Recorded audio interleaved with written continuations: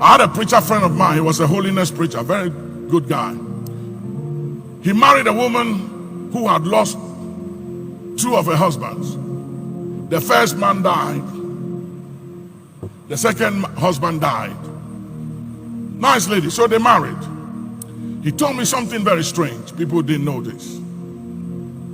He said the first week they married, he saw himself fighting with this huge snake in his garden. They were fighting. But he said he didn't overcome the snake and the snake didn't overcome him, but they fought.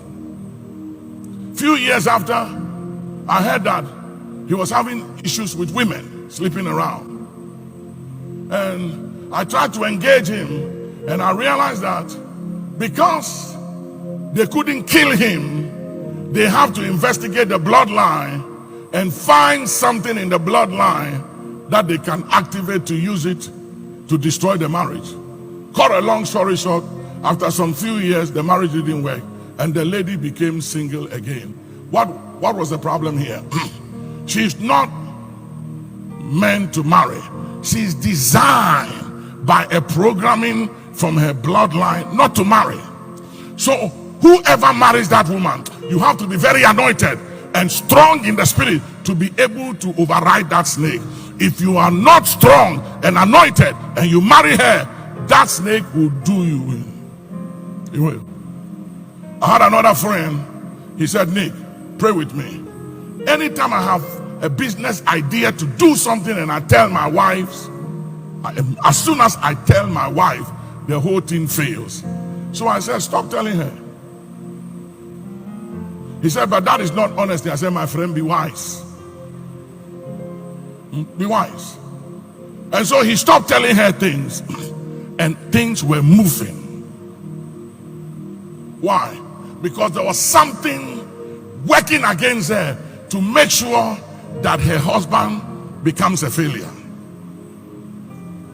When you go to America, you find so many African American men in prison, in jail.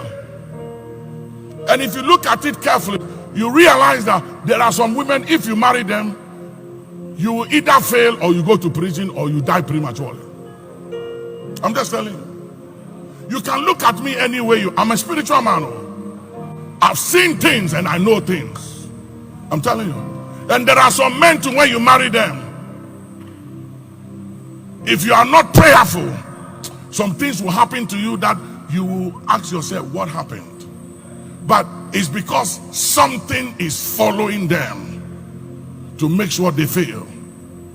I've seen situations. I was dealing with a friend of mine in California, and we were praying for him in Ghana here.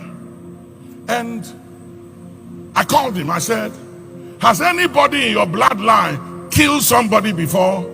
He said, I can't talk on the phone. When are you coming to California? And I said, I'll let you know.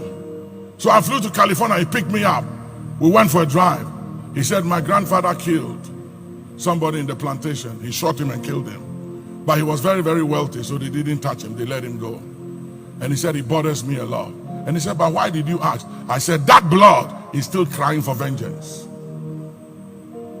Then I said, you need to do something about the cry of that blood, because he's demanding vengeance.